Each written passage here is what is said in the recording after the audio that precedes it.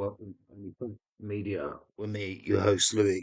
So now and then I bring you something a little bit different. This is slightly different. This is a YouTuber called Chris Williamson, very popular. He's got over 3 million subscribers, so he's hitting the right nerves with some people. It's saying, I don't want the species to fall off a cliff. Chris Williamson on Donald Trump, Andrew Tate, and more. And obviously, this is about the ban on social media in Australia. I'm going to try not to talk because my microphone is broken and it just sounds awful when I try and talk when they're talking, which is rude anyway. So if I'm going to talk, I will pause it. Okay? Okay. Hopefully you enjoy something a little bit different this morning. I am very concerned, like you are, about what social media does to young minds. You cannot deny the fact that teen mental health appears to be plummeting. What do you think of the broligarchy? It's primarily about doing things that men typically have been good at, which is just getting shit done. Is Donald Trump a good role model for men? We've gone full circle from Andrew Tate to Trump doing the YMCA. Yeah. Women are struggling to find eligible partners because they're outperforming men. We want robust, strong, competent men as partners, and we want the same from women too. Oh, well, you want to put women back into the kitchen. You want to take them out of the workplace. You want this to be the Handmaid's Tale. No, I don't want that at all. But I don't want this species to fall off a cliff. President Trump won decisively with a broad and diverse coalition of voters, catching many apparent experts off guard. But one of his more predictable victories came in a resounding support from men, a feat attributed in part to his podcast blitz and a careful cultivation of a so-called manosphere or the oligarchy. Depending on who you ask, the manosphere is either a thriving digital network of male interviewers and influencers who celebrate masculinity, authenticity and discipline, or according to a recent op-ed of the New York Times, a dangerous movement of misogynists which promotes resentment and outdated gender stereotypes. No matter which label you slap on it, there's no doubt it's now a pro-Trump movement. So are young men really becoming more conservative, or have they simply been alienated by a radical and sneering form of liberalism? Returning to Uncensored, this time in person, is the host of the hit podcast Modern Wisdom, Chris Williamson. Chris, great to see you. Great to see you too. I've literally just come off doing your podcast an hour ago, which was fascinating. It's a great world, this, isn't it? I mean, I was saying to you just in the break there that when I worked in tabloid newspapers, people wanted to kill each other, right? All the rival papers. In the YouTube world, it's the opposite. There's a lot of collaboration, very incestuous, helping each other, being on each other's shows and things. Why is that? I think it's not a zero-sum environment anymore. Somebody watching your show doesn't take away from mine. Yeah. And that's not necessary. So I don't know how many people bought two papers. You know, if one paper had the scoop, that means that the other paper isn't getting it. So I'm all for the collaboration. It's a big departure from how your life started. You've become incredibly popular. You've got over 3 million subscribers to your channel. Why? Why are people gravitating to you? I think I try to provide a place where questions that you've always had about yourself or about the world get answered. Understanding human nature. Unfortunately, humans don't come with an operating manual. We kind of have to work it out ourselves. And the world that our parents found themselves in and the one that we're in are different again. So even the accumulated wisdom of our earlier generations don't necessarily work. And I think that providing people with a little bit of a roadmap and a place as well to remind them that if they've got these questions, if they're uncertain about the direction that they're going in life, if they're asking themselves, why am I so bothered about the opinions of others? And why do I feel this particular way when such a thing happens? And how should I deal with the breakup? And how should I deal with grief? I think that those are important conversations and I like having them. It was something that I needed toward the end of my 20s. You said I had a different life. I was a club promoter for a long time. Yeah. And I appreciated it when I was on the come up. And I'm trying to pay it forward. Australia's just banned under 16s from all social media. What do you think of that? I think it's a good idea. I am very concerned, like you are, about what social media does to young minds. The research from Jonathan Haidt, I have seen replication crisis come in. There's a lot of skepticism and criticism around that. But you can't deny, no matter what the mechanism is, you cannot deny the fact that teen mental health appears to be plummeting. And it's happened pretty precipitously, and it seems to be correlated with what's going on in social media. And anxiety in particular. Why is that? Why is this young generation of people, you know, say 12 to 24, why are they so anxious? I think there's a lot of reasons for this. Certainly one would be less time outside, less exercise, worse physical health. We had a discussion last time about mental health or physical health. Yeah. And the two work sympatically. Yeah, they do. Right? That if you have poor physical health because you're spending more time on screens, because there's more to do inside, you're going to spend less time out and moving. I sleep worse, and I wonder how much of it is sleep related. Like if I've not been doing much physical exercise, like I was in New York for the election, it was constant work, reading all the time, not really exercising, not even getting into the park. And I found that my sleep was affected more than it normally would be. There's some evidence to suggest that people spend around about twice as long on screens as they do asleep per day. And the number one form of malnutrition now is not starvation, but obesity worldwide. There's twice as many people that are obese than starving. Now, I'm not saying that we need to make more people starve in order to rebalance this, but this just shows we've gone from a world of scarcity to one of abundance, and the problems are very different. You now need to be discerning as opposed to scouring. Young men have had a rough old decade, really. You can chart it to sort of when the Me Too Time's Up campaign hit, a crisis of perhaps confidence about what it means to be a man, how should you behave. Some of it was obvious, some of it not so obvious, a lot of blurred lines, a lot of moving pendulums and so on. Really interestingly, in the American election we've just had, a lot of young men, white, black, Latinos in particular, gravitated to Donald Trump, who'd surrounded himself with what they're calling the broligarchy. So you got Trump, and they're all like alpha male guys. Trump, Elon Musk, RFK Jr., you've got Vivek Ramaswamy. And then you've got the Jordan Petersons and the Joe Rogans out there in the YouTube world who are also supporting this. What do you think of the broligarchy? Is it a long overdue, like, I don't know, what would you call it, a support group that's come for young men who just don't know quite what it means to be a man? Interestingly, I don't think that the broligarchy or bro politics, as it's being coined, I don't think it's actually primarily about men. And I think that's what's really interesting. It's primarily about doing things that men typically have been good at, which is just getting shit done. They get things done. And it's an optimization now on effectiveness and efficiency over optics, right? It's on getting something created, regardless of how you appear. Elon had this really interesting discussion a while ago where he said, I care more about doing good than the appearance of looking good. And I think that world of the performative empathy, toxic compassion, victimhood mindset, I think that... Virtue signaling. Yes. I think that was... it was like a gold bar that was beaten down into a leaf so thin that if you poked it, a hole immediately went through it. It looked glitzy from the outside. It looked like it was legitimate. But really, when you poked it a little bit, we've seen this time and time again, whether it's individual authors or organizations or charities or movements or whatever, they're not as virtuous as they seem from the outside. And now you have people who have easily stress testable. Does your rocket go to space and come back? Or does it explode? Does the Pentagon's budget get cut? Or does it not? Do we get better efficiency inside of government or do we not? And this world of optimizing for facts and outcomes as opposed to optics, I think is one that's long overdue. And the masculinity thing, if that ends up bringing along for the ride a role model that says this is what a man can be, being able to achieve these things, there's no reason that it can't be. Tulsi Gabbard is right in the mix along with all of these people. Right. She seems to embody as many masculine virtues as... Well, Trump actually has a lot of women in his nominated cabinet. A lot of women. I mean, it's one of the most diverse cabinets actually in terms of gender and race there's ever been. Yeah, it's fascinating. And I think that creating a positive role model for men to look up to, for anybody to look up to that just wants some mastery and some upward aiming, meritocracy, you've said has been under attack for a long time. I get the sense that you're right.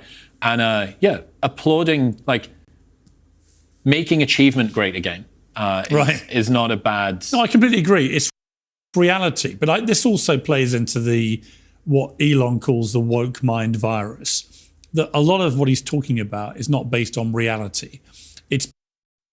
Are you a tech business founder? Are you doing too many jobs, working too hard, but now seeing growth stall? It's based on a weird kind of... I would say it comes down actually to, my truth. As soon as I heard that phrase, I was like, what do you mean, my truth? And we heard it from Meghan Markle, and then all sorts of people started saying it. There is no such thing as my truth, is there? I mean, there's the truth, which is a fact-based thing, and then there's everything else. But you can't have your own version of truth, can you? There's certainly a place for... Do you ever use that phrase? No, I've never used that, I don't think. But there is a place to do a devil's advocate thing. There are certain types of individual or personal experience that are very difficult to put in objective data, right? There are certain things that you've been through, ineffable parts of your personality, emotions, experiences, stories, and stuff that you've pieced together. Where if you say, well, show me where that appears on a balance sheet, you go, well, that's kind of hard to do. So there is a sense that we need to flesh out the way that people see the world in more than just what can be accounted for.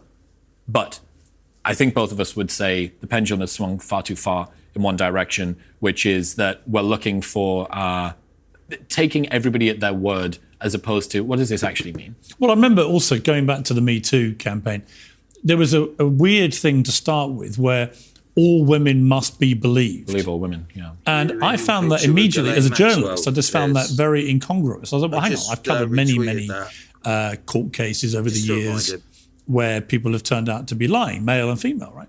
Why should you automatically believe people? Automatically listen to them, take what they say seriously if they're making allegations which are serious. But you don't automatically believe anybody, not in my world.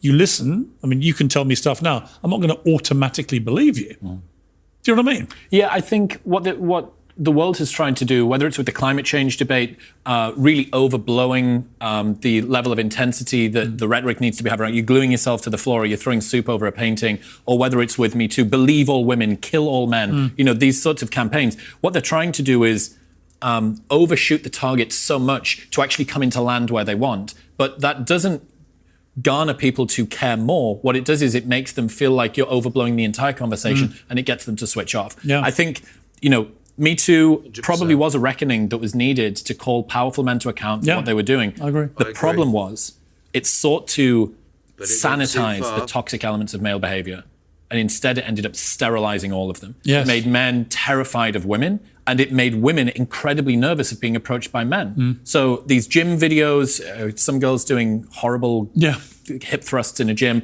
and some guy glances over 3 times in 90 seconds. She tries to put it on the internet to flame him as, you know, this is a creep in the gym. So 2 things happen with that. First off, it makes men very nervous about approaching women in the gym. But the second thing is it gives other women a barometer for what is and isn't acceptable behavior by men. Now, thankfully, really interesting reversal of what could have happened. I think most people push back. There is a guy, an American, he's called Jesse someone. Can't remember his full name, but he does YouTube videos on what he's just talked about. These girls, these women that go into gyms. Oh, you're creeping me out. You know, I work here, love. I work here. I'm going to get you kicked out with this sort of attitude. Oh, go ahead.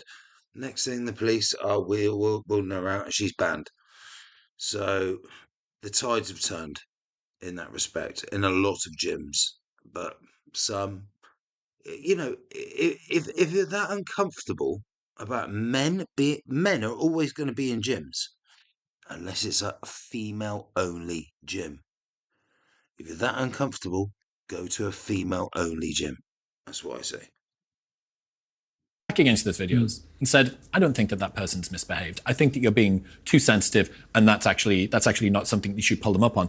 But had it have gone in the other direction, you now have a generation of girls, millions and millions of girls who have seen that video, who think, if a man looks at me more than 3 times in 90 seconds when I'm in the gym, I should feel uncomfortable. This is creating the very fragility that we don't want in women. We want robust, strong, competent men as partners, and we want the same from women too. But the more that you hypersensitize everybody to this situation, I don't think it's a good environment. Is Donald Trump a good role model for men? That's an interesting one. Given how many have gravitated to him? Right, he is. Yeah, well, I mean, he's kind of part of a past gone era in a way. He's very old school.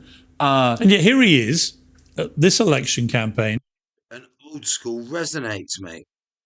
I hope he doesn't say that Donald Trump isn't a good role model for young men. Young men, men full stop. He's a brilliant role model. Every week at the rally, dancing to a gay anthem. YMCA by Village People. The supposed biggest bigot in America literally choosing Maybe one of the gayest songs of all time. the gayest song of all time, and now all of America is mimicking his dad dance to YMCA. Yeah. Well, look, if that's what peak masculinity has gotten to, we've gone full circle from from Andrew Tate to Trump doing the YMCA. Yeah, that's full metrosexual. I mean, I think Trump, I could construct a negative characterization of him, but also having known him 20 years, I can also construct a positive one. Mm-hmm. He has a remarkable resilience about him. He has incredible mental strength. I mean, we saw that when he actually got physically shot and got back up in defiance and then got back on rally stages afterwards, which I don't think many people might have done. He's got an incredibly thick skin. Thin one, too.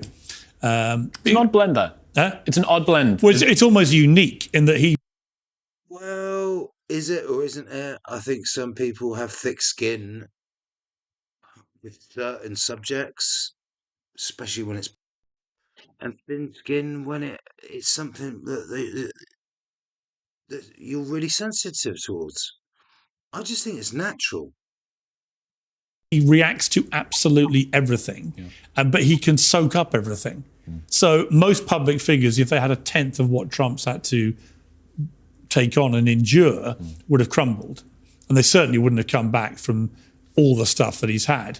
But he has got extraordinary resilience. I mean, and it's a really commendable trait, I think. I mean, his comeback story is for the ages. It's an interesting mix, though, isn't it, with him? It's fascinating. Yeah, the fact that you have somebody who, by all accounts, is quite sort of fragile in their reactivity, quite easy to trigger. You saw this even during his debate with Kamala, that she was able to just throw crowd sizes. Exactly. And immediately the masculine urge to not be outdone at a rally surfaces. But ChargeBee powers the recurring revenue models of over 6,500 subscription businesses.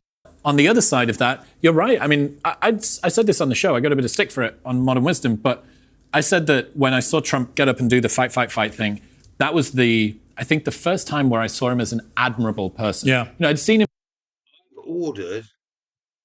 I'm not at home at the moment, but I've ordered, it's about that size, and it's got shot. I'm still waiting for it to be delivered. I'm going to have to check it out because I ordered a Christmas jumper as well. So it's going to be for next Christmas now, but I'll put it on for a laugh anyway when it arrives. Him as somebody that did things that were kind of impressive or whatever, but I'd not really just spent that much time assessing him as a human. I thought, I don't know really anybody that could have would have done that. And 78, 77, how old he is, ever old he is.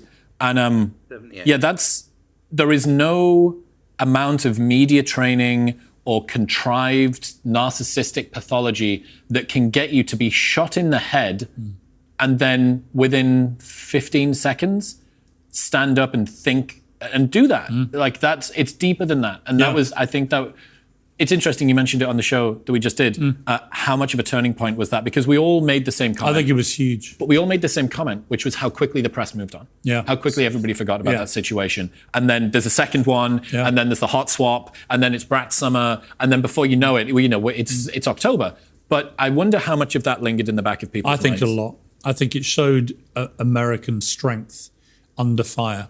And I think that people, particularly Americans, Trumpers. They come from a young country, very young country, certainly compared to here, a country that's been full of gunfire. I mean, literally from from the War of Independence to the Civil War. It's in his blood.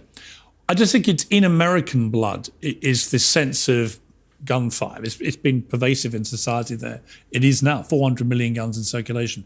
To see a guy who was recently president, who's running again, actually take as he put it to me, take a bullet for democracy. Which is a great line, and actually true. Someone trying to stop him being president by shooting him. It was extraordinary, A, how he reacted, B, how people then responded. And I agree with you. I think a lot of people quietly went, okay, that's changed my view about it. Talking about the rest of that administration, last time I was on, we spoke about a list of things that were toxic masculinity, wearing Axe body spray, saying hello or have a nice day. I'm not sure if you noticed that during the run-up to the election, Politico said that J.D. Vance's beard was toxic masculinity. So yeah, his beard may be seen as especially by women, as aggressive and not conforming to feminist ideals. Oh my God. Are you fucking kidding me? They said that about JD Vance's beard. I've always got a beard. I shaved it recently, but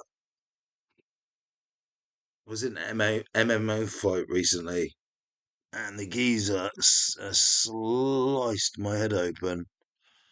Yes, I'm not a professional fighter. I do it to keep fit. I box, and yeah, that's how I keep fit. But,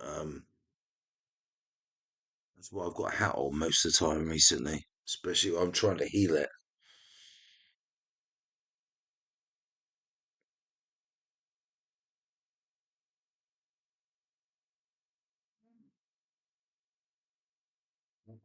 I'm stunned by that. JD Vance, toxic, toxic masculinity, because he's got a fucking beard. Yeah, but you see, I think it's that kind of thinking on the left, which has been their really big problem. Yes, they failed to get a grip of cost of living and illegal immigration and those other issues, but it is that kind of bullshit, which I think a lot of American, particularly younger men, black men, Latino men, white guys, and they've all just gone, this is just such bullshit. What it shows is people who are not really concerned with real issues. And what the subtext of that is, if you're bothered about the facial hair of a candidate, what it suggests is that you have so much time on your hands that you can consider this stuff and consider it important. Meanwhile, the normal American voter is that guy or girl really thinking, oh, look, I have so much luxurious time on my hands that I can work out the misogyny level of JD Vance's beard. Speaking of that, I've never seen you really rock much facial hair. So you think? Oh, no, I have. Is that a defense mechanism against misogyny, or what's?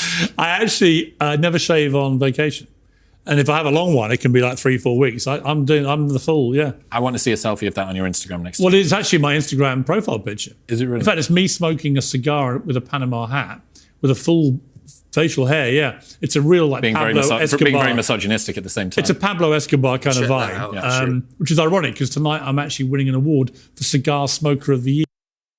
When you grow a beard, if you're able to grow a full beard, right? This is what I found out, right? You should. The reaction I had off my friends was crazy. Oh my God, you've got a beard, and the different colorations of it. Some of it was ginger, some of it was brown. After a while, people stopped commenting on it because it wasn't going away. And I've had it ever since. I've had it for about 10 years. 10 years. And once you grow a beard, it's very difficult to get rid of because it's part of you. You grow to love it. Yeah. You're kidding me. Oh, true.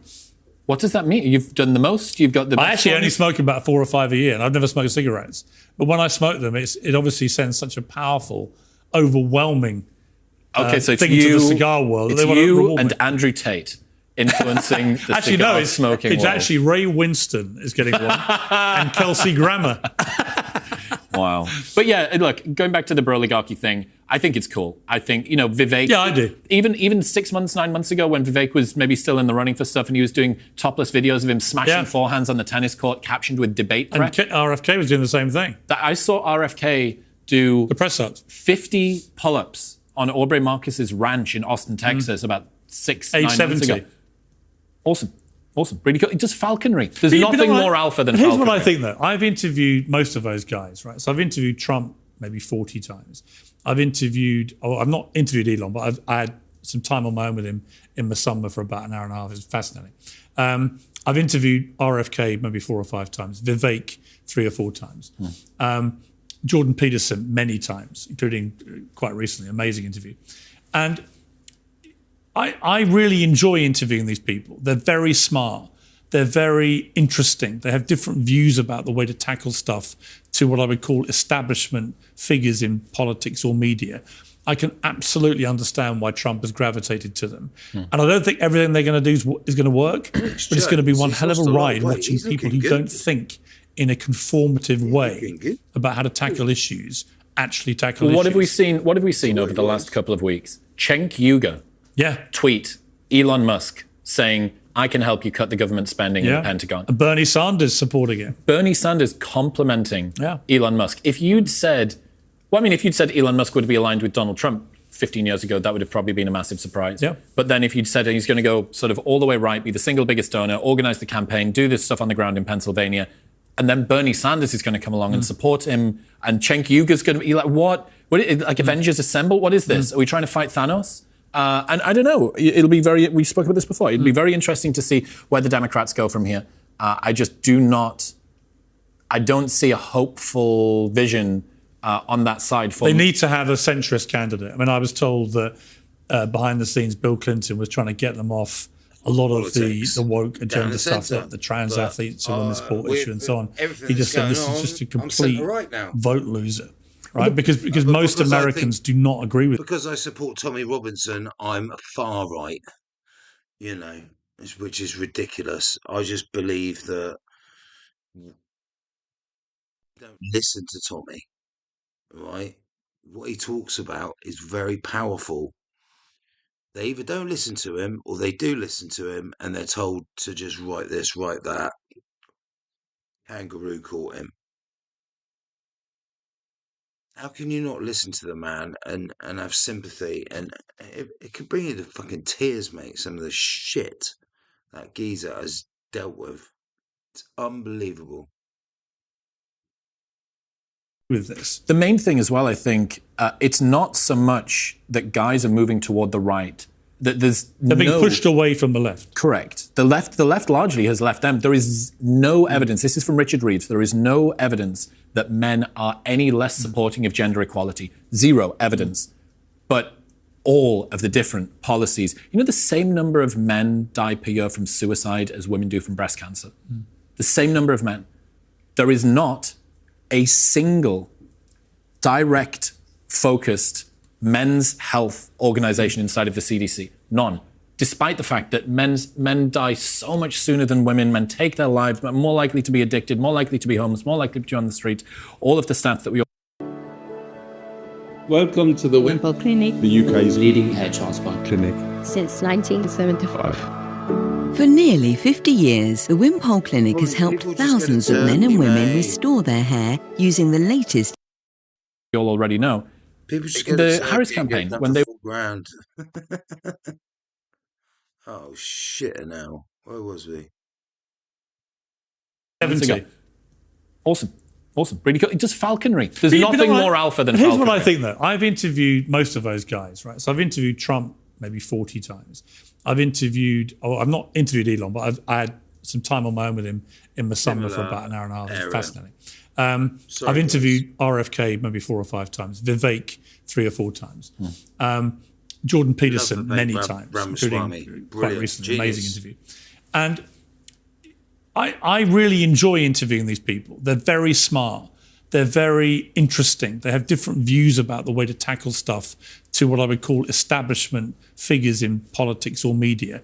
I can absolutely understand why Trump has gravitated to them. And I don't think everything they're going to do is going to work, but it's going to be one hell of a ride watching people who don't think in a conformative way about how to tackle issues actually tackle issues. What have we seen over the last couple of weeks? Cenk Uyghur tweet Elon Musk saying, I can help you cut the government spending in the Pentagon. Bernie Sanders supporting it. Bernie Sanders complimenting Elon Musk. If you'd said Elon Musk would be aligned with Donald Trump 15 years ago, that would have probably been a massive surprise. Yeah. But then if you'd said he's going to go sort of all the way right, be the single biggest donor, organize the campaign, do this stuff on the ground in Pennsylvania, and then Bernie Sanders is going to come along and support him, and Cenk Uyghur's going to be like, what? Like Avengers Assemble? What is this? Are we trying to fight Thanos?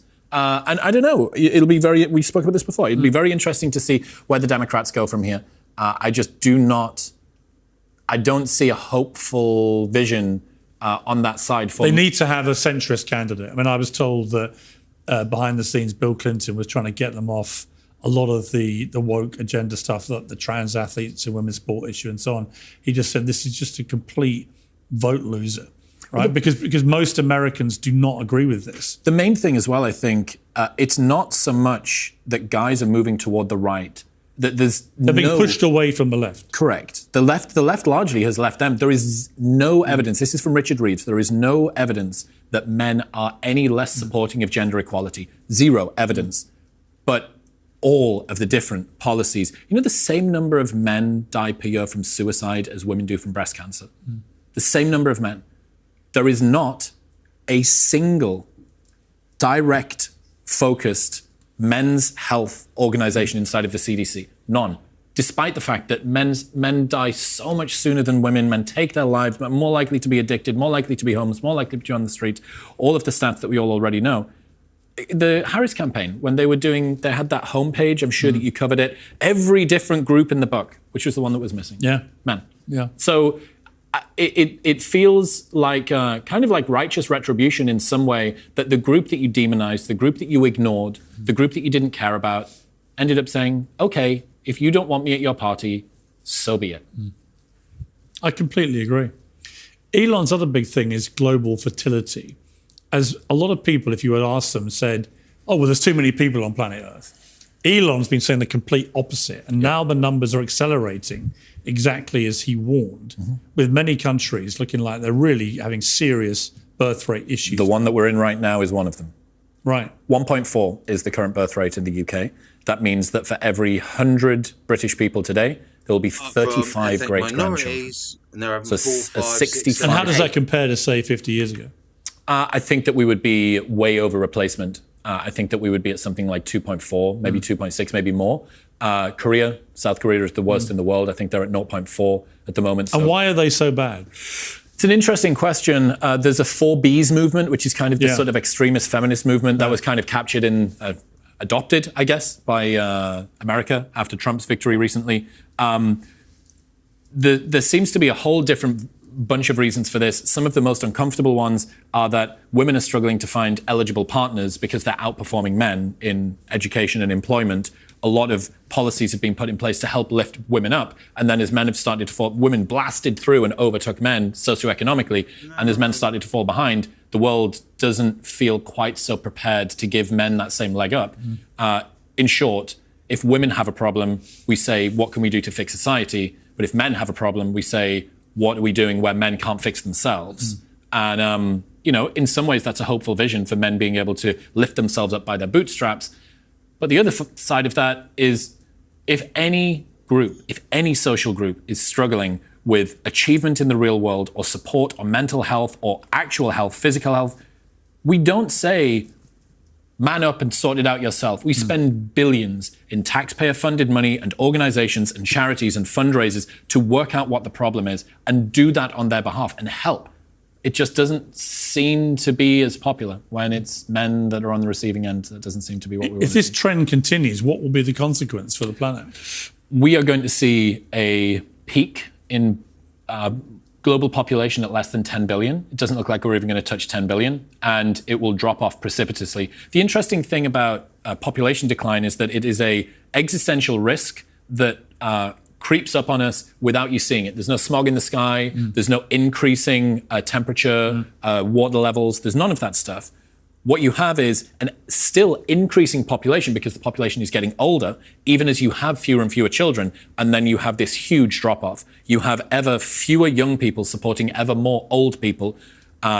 Economic growth shrinks precipitously unless, and this is the only way that we can really fix it, two ways, both through technology and artificial intelligence. One being outsourcing a lot of the labor and a lot of the work that's done to improve efficiency by putting that over to robotics and AI. And the other side being... Which is bound to happen. Yes, it will. But will it be able to offset? And the other one being fertility treatments that can extend the number, the viability, and the window within which people can have kids. But if you actually look at what people are saying, a lot of the time they're saying, I don't want to have kids.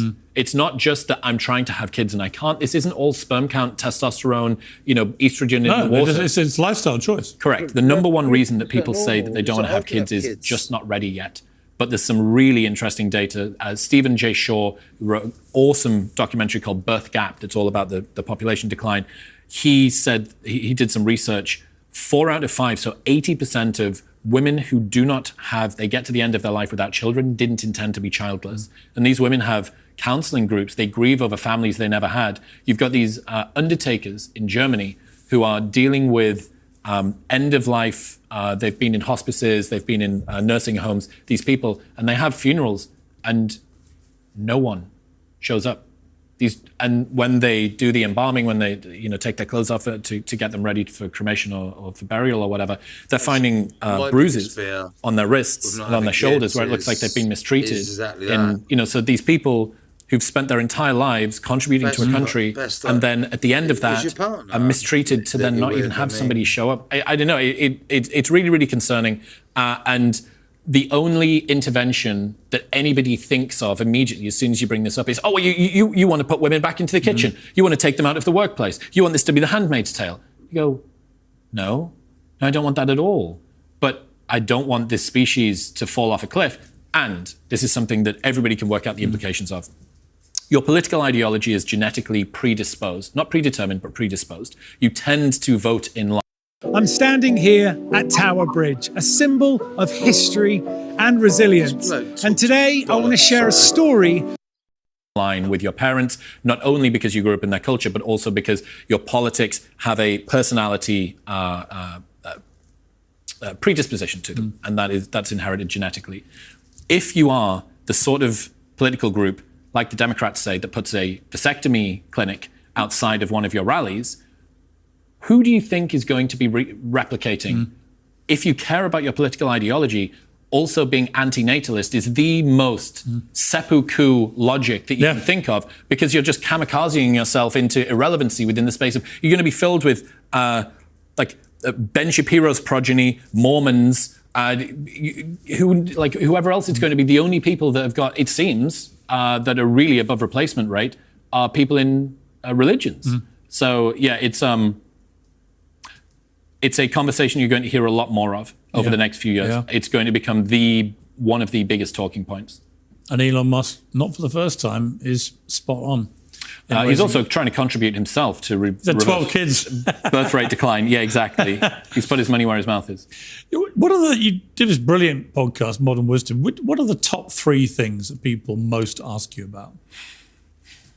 So I just did this live tour. I went around Australia and then I did a show at the Apollo this week in London. One of them would be, how can I be grateful for the things that I've achieved whilst still pushing myself to work hard? I think this balance between wanting to achieve a lot in life, but also realizing that I need to stop and smell the roses and take a little bit of a break from that. And I like that. I think that's an important redress to like hardcore hustle culture. I think another one would be, I want to make changes in my life, but I feel guilty about leaving my friends behind. This is very much a working class mentality, very much from the Australia and the UK side. The tall poppy syndrome we spoke about last time. I know that you're a big fan of the piss taking stuff. Yeah. But I think there is. I'm also a big fan. Like I go on an annual golf trip with my village boys, and there were 20 of us this year, and everyone puts in the same amount of money. Doesn't matter what you do. You can be earning a fortune, you can be earning not very much. It doesn't matter. It's a complete egalitarian system. I think that is good. It's a good thing of keeping your roots, nurturing those roots. No one's better than anybody else. People that don't have that kind of grounding, or maybe if they do well for themselves, choose a different, more glamorous lifestyle because they think it's more meaningful. I think that's. I don't disagree. And I imagine that as you continue to sort of rise up through levels of fame, it's very important to keep your feet on the ground.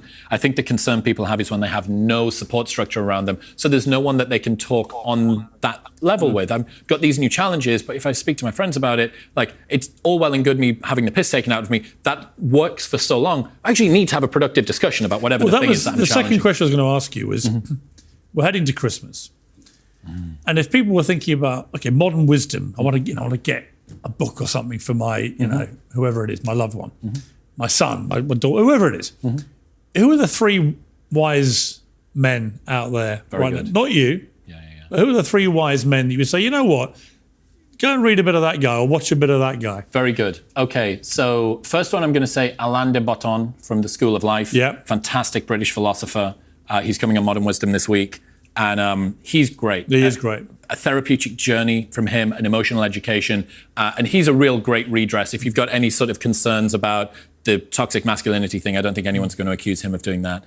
Next up, I tried the Almanac of Naval Ravikant. It's a book by Eric Jorgensen. Naval is a VC founder. He's the guy that founded AngelList. Phenomenal book. Maybe one of the easiest to read but highest insight per word books on the planet.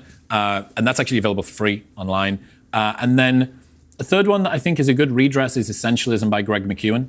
So it's just a book about doing less but better, focusing on the vital few things, not the trivial many. So Essentialism by Greg, Almanac of Naval Ravikant by Eric, and anything by Alan is wonderful. The new three wise men. There we are. Of modern wisdom. And two more. Exactly. Chris, great to see you again. Appreciate you, mate. And great of you to come in. Thank you very much. Appreciate it. Thank you. There we go. Interesting. Very interesting. A different look on things from Chris Williamson. Yeah.